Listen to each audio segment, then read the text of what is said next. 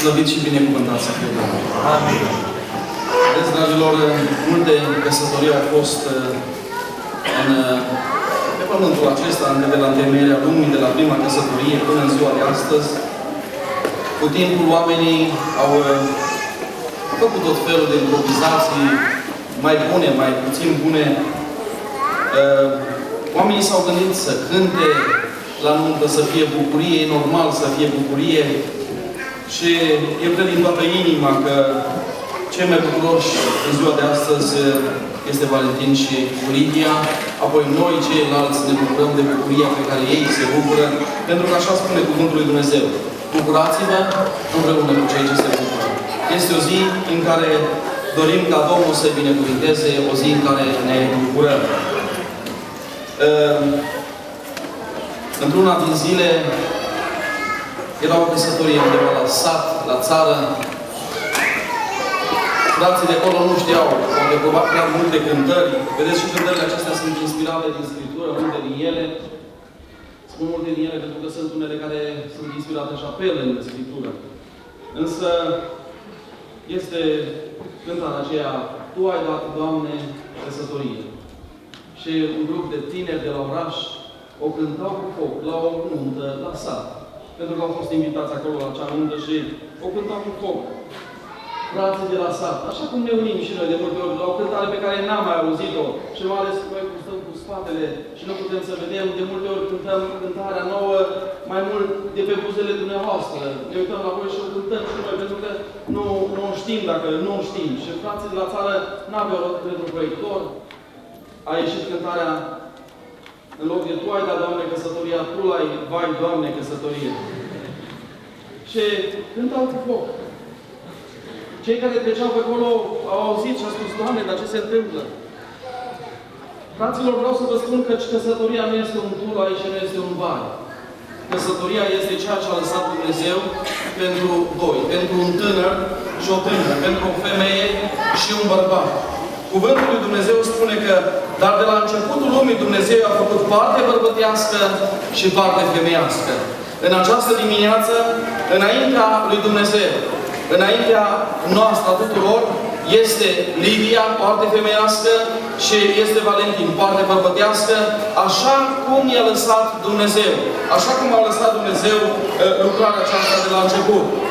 Fraților, căsătoria este un sfârșit. Este și un început, dar este un sfârșit. Un sfârșit al căutărilor. Adam a spus în momentul în care a văzut-o pe Eva, în sfârșit, s-a sfârșit. Adam nu scrie Biblia și nu ne spune lucrul acesta că ar mai fi căutat după ce a întâlnit-o pe Eva. N-a mai căutat. Sunt sigur de lucrul acesta. Adam nu a avut două neveste. Adam a avut-o doar pe Eva, pentru că el a fost cel care a fost chemat de Dumnezeu în lucrarea aceasta, primul dintre oameni, și a păstrat această lucrare sub binecuvântarea lui Dumnezeu. Valentin, poți să spui, poate ai spus undeva, nu știu, în 22 de parte, dacă știți, sau așa, ai spus în sfârșit, ai găsit.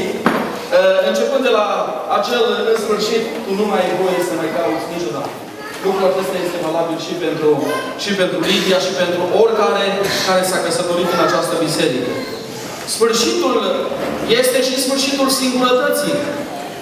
Până când ai găsit-o pe Lidia și până în momentul de astăzi, până astăzi, tot singur ai fost. Deși mai comunicai cu Lidia și vă făceați chiar planuri de viitor.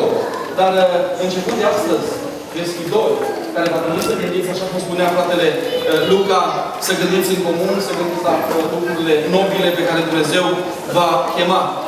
Biblia spune, mai bine doi decât unul. Acum, când e vară, spune, Dom'le, ce să se mai încălzească? Pentru că acolo este vorba de iarnă, când e frig.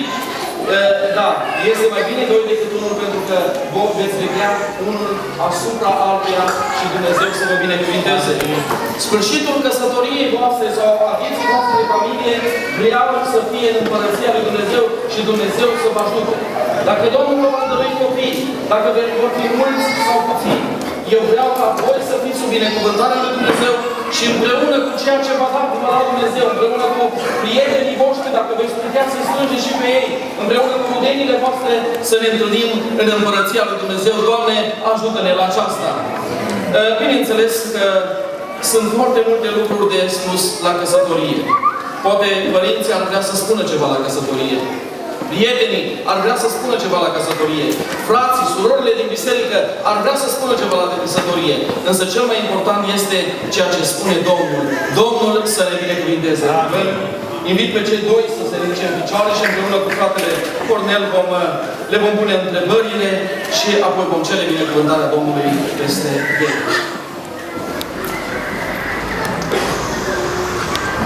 Frate Valentin, vreau să citesc câteva versete din Sfânta Scriptură, versete pe care atunci când ai citit Biblia, ai dat ochii peste ele, te-ai gândit la cei cărora li se adresează, dar în această dimineață, binecuvântatul lui Dumnezeu, aceste versete ți se adresează în mod special ție. Cuvântul lui Dumnezeu spune în versetul 25 din capitolul 5 Efeseni: bărbaților, iubiți-vă nevestele cum a iubit și Hristos biserica și s-a dat pe sine pentru ea, ca să o sfințească după ce a curățit-o prin botezul cu apă, prin cuvânt, ca să împățișeze înaintea lui această biserică slăvită, fără pată, fără zbârcitură sau altceva de felul acesta, ci sfântă și fără prihană. Tot așa trebuie să-și iubească și bărbații nevestele ca pe trupurile lor. Cine își iubește nevasta, se iubește pe sine.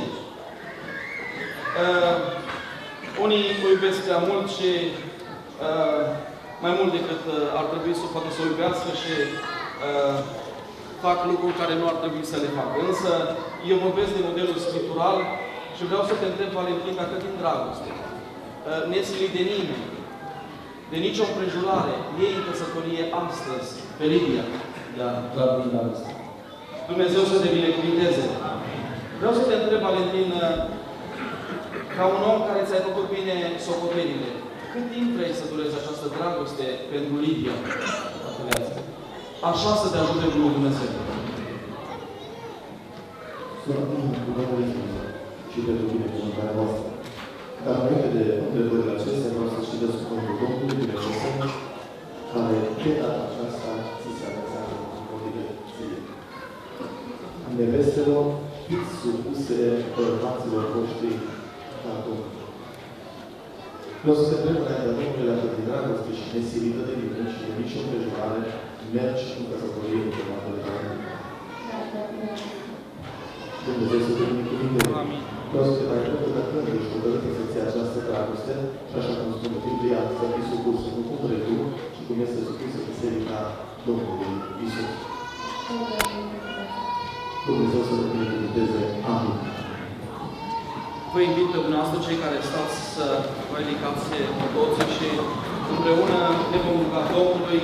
Dorim ca să ne sprijiniți în această rugăciune atunci când ne vom ruga și vom cere numele Domnului, să spuneți Amin. Aminul vostru înseamnă așa să fie și așa să binecuvinteze Dumnezeu. Amin. Stăpâne Tată, Dumnezeule divin, astăzi, Doamne, îmi pun mâinile peste ei și cer binecuvântarea Ta. Te rog, Dumnezeule Sfânt, să le dăruiești. Amin. Doamne, Dumnezeule Sfânt, mă rog pentru Valentin, Doamne, să-l binecuvintezi, Doamne, să-i dai sănătate, Doamne. Să-i dai, Doamne, pace, îndurare de la Tine. Mâna Ta, Doamne, Dumnezeule Sfânt, să fie peste ea și ocrotirea Ta în viața lui. Te rog, în numele Domnului Iisus Hristos, să-l ocrotești pe Valentin, Doamne, în orice circunstanță a vieții. Mă rog, Doamne Dumnezeule Sfânt, ca peste el să lași binecuvântarea Ta și să-l faci, Doamne Dumnezeule Sfânt, să fie preot în casa aceasta, în familia, Doamne, în care Tu l-ai rânduit să fie cap, Doamne Dumnezeule Sfânt. Te rog, Doamne Dumnezeule, să îl binecuvintezi cu înțelepciune de la Tine, cu pricepere, Doamne Dumnezeule Sfânt, în luarea deciziilor, Doamne Dumnezeule Sfânt, iar responsabilitatea responsabilitatea pe care atârnă pe oamenii lui, Doamne, să o poată, Dumnezeule Sfânt, îndeplini cu credincioșie, Doamne Dumnezeule Sfânt, și cu curăție de inimă. Mă rog, Doamne Dumnezeule Sfânt, pentru Valentin, ca Tu să lași binecuvântare în fiecare zi a vieții lui pe care o trăiește pe pământ, Doamne. Îndură-te de el, Doamne, dă-i sănătatea necesară pentru a putea munci, Doamne, pentru a putea, Dumnezeule Sfânt, câștiga pâinea cea de toate zilele pentru el și familia pe care Tu, Dumnezeule Sfânt, ai dăruit-o în ziua de astăzi. Mă rog, Doamne Dumnezeule Sfânt, pentru familia Grădinăriu de unde provine el. Binecuvintează pe tată și mamă. Binecuvintează, Doamne, pe frații lui, Doamne Dumnezeule Sfânt. Dacă are surori, te rog, în mod deosebit, binecuvintează-le și pe ele, Doamne Dumnezeule Sfânt. Îndură-te, Doamne Dumnezeule Sfânt, și lasă îndurarea Ta peste această familie, Doamne. Răsplătește părinților, Doamne, educației pe care a dăruit-o și jertfirii pe care ei au dus-o înaintea Ta, crescându-l pe Valentin, Doamne Dumnezeule Sfânt. Mă rog, Doamne, de asemenea și pentru Lidia și cer binecuvântarea Ta de Dumnezeu peste viața ei, Doamne. Mă rog în numele Domnului Iisus Hristos să-i dai și ei, Doamne, sănătate, să-i dai viață, Doamne, să Te înduri de ea, Dumnezeule Sfânt, și să lași îndurarea Ta în viața ei, în câte zile, Doamne, vei rândui pe acest pământ. O, Tată Ceresc, Doamne, mă rog pentru Lidia, ca să o faci, Doamne, să fie o soție supusă, ascultătoare și iubitoare, Doamne Dumnezeule Sfânt. Să-și cunoască bine atribuțiunile și responsabilitățile pe care le are, Doamne Dumnezeule Sfânt, începând de astăzi, ca și soție, Doamne. O, Tată Ceresc, Doamne, mă rog în numele Domnului Iisus Hristos să binecuvintezi viața ei cu tot ceea ce are nevoie, Doamne. Te rog în numele Domnului Iisus Hristos pentru această familie care se formează astăzi, Doamne. Îndură-te, Doamne, și privește din locul locuinței Tale. Tu, Cel ce binecuvintezi, Doamne, binecuvintează această familie, Doamne. Mă rog pentru familia Sevac, de unde provine, Doamne. Te rog, binecuvintează această familie, Dumnezeule Sfânt. Îndură-te de tată și de mamă. Binecuvintează și răsplătește-le și lor, Doamne, Dumnezeule Sfânt. Lasă, Doamne, îndurarea Ta peste frațele și surorile ei, Doamne, Dumnezeule Sfânt. Și fă astfel, Doamne, ca pacea și îndurarea Ta să fie, Dumnezeule Sfânt, și în familia de unde provine sora Lidia. Doamne, Tată Ceresc, aduc în această familie înaintea Ta, în aceste momente, Dumnezeule Sfânt, și Te rog, în momentul în care Tu vei cerceta această familie, Te rog să lași, Doamne, binecuvântare și să lași copii în această familie. Te rog, Doamne Dumnezeule, sunt ca acei copii care se vor naște să fie sănătoși, Doamne, să fie, Doamne, binecuvântați de Tine, Doamne, să fie o binecuvântare pentru ei ca și părinți, Doamne, să fie o binecuvântare pentru biserica unde copiii aceia vor crește, iar societatea întreagă, Doamne, să vadă că acești copii, Doamne, sunt născuți în casa aceasta peste care astăzi s-a chemat binecuvântarea Ta, Dumnezeule Sfânt.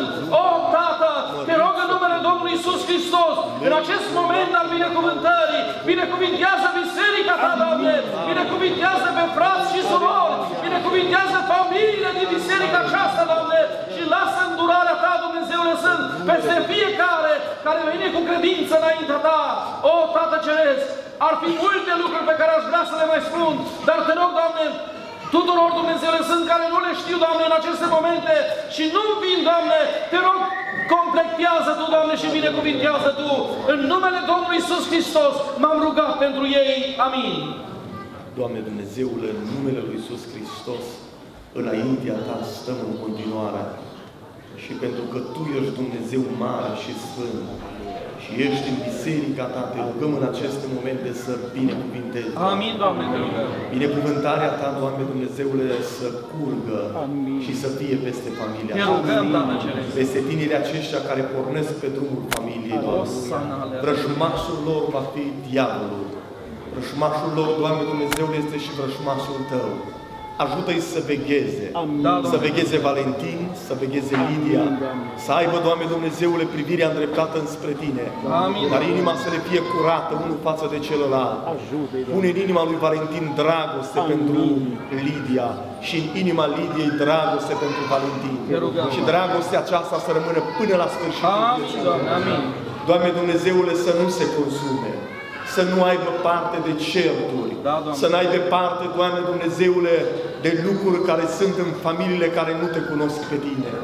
Ne rugăm în numele Lui Iisus să binecuvintezi familia aceasta cu pâinea cea de toate zilele. Să aibă pe masă hrană, să aibă în garderoba lor haine, Da, Doamne, să le dai sănătate, Doamne, și unuia și celuilalt. O, Doamne Dumnezeule, Tu poți să faci lucrul slăvit acesta. să fie numele Tău. Binecuvântările noastre cu care putem binecuvânta pe ei sunt trecătoare, dar binecuvântările Tale, Doamne, care le-ai pregătit pe Tu cei doi, în numele Lui Iisus Hristos, binecuvintează-i cu El. Amin, Doamne. S-au prezentat înaintea bisericii Tale, s-au prezentat înaintea Ta, s-au prezentat, Doamne Dumnezeule, pentru că vor lucrul acesta să fie binecuvântat. Te rog, Doamne, dă-le binecuvântare. Amin, Doamne. Păzește de orice nenorocire, Doamne. Amin. O, cea mai mare nenorocire ar fi despărțirea.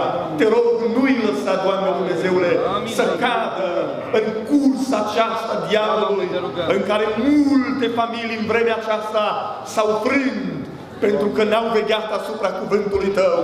Întotdeauna în mintea lui Valentin să fie cuvântul Tău, care spune că Dumnezeu urăște despărțirea în căsătorie. Binecuvintează cu statornicie familia aceasta, indiferent unde vor locui, Doamne, la Londra, în Spania, în România sau oriunde pe pământul acesta, să Te aibă pe Tine. Casa lor să fie locul în care să domnești Tu. Casa lor să fie locul în care binecuvântarea Ta să se răsprindă și peste cei care vor avea legătură cu ei, Doamne. Binecuvintează familiile din care provin, binecuvintează bisericile din care provin și binecuvintează biserica în care vei așeza. În numele Domnului Iisus Hristos. S-au prezentat pentru a li se oficia certificatul acesta de căsătorie. Pe baza acestui certificat, a cuvântului lui Dumnezeu, îi declarăm soț și soție. Ei au dreptul să locuiască începând de astăzi numai împreună. Tot timpul să fiți numai împreună și nedespărțiți. Dumnezeu să vă binecuvinteze, dați-ne voie să-i felicităm, să le urăm un drum bun pe drumul vieții în căsătorie. Iar acum vă invit să venim în rugăciune și prin Tatăl Suntem minunate care am auzit în ziua de astăzi. Îți mulțumim, Dumnezeu, mare și puternic. Îți mulțumim pentru Valentin și Lidia, Doamne. Te rog să-i binecuvântezi Tatăl în cer. Te rog să fii cu ei, Doamne, în călătoria vieții acesteia, Doamne. Te rog să-i păzești de nenorociri, de accidente, Doamne. Te rog să le porți de grijă, Doamne. Să ajute, Doamne, ca căminul lor să fie un gol de rai, Doamne. Te rog să-i binecuvântezi Tatăl în cer. Binecuvântă, Doamne, poporul acesta, Doamne, biserica aceasta, Doamne, Te rog ca Tu să binecuvântezi pe cei ce au slujit în ziua de astăzi, Doamne, cu cântare, cu cuvântul Tău, cu poezie, Doamne, răsplătește Tu și binecuvintează-i. Te rog să fii cu noi și la plecare din locul acesta, să petreci cu noi, Doamne, în continuare, Tatăl în cer. Și noi îți mulțumim pentru toate, Te slăvim pe Tine, Te glorificăm, Tatăl Ceresc, în numele Domnului Iisus și Duhul Sfânt. Amin.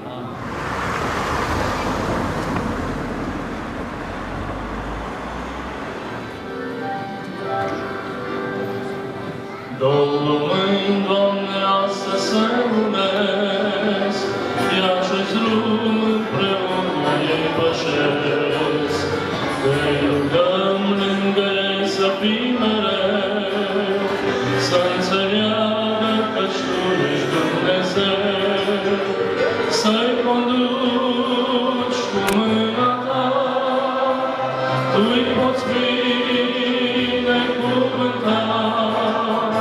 Ține-i lângă brațul Tău, să fie feriți de rău, să-i conduci cu mâna Ta, Tu-i poți binecuvânta.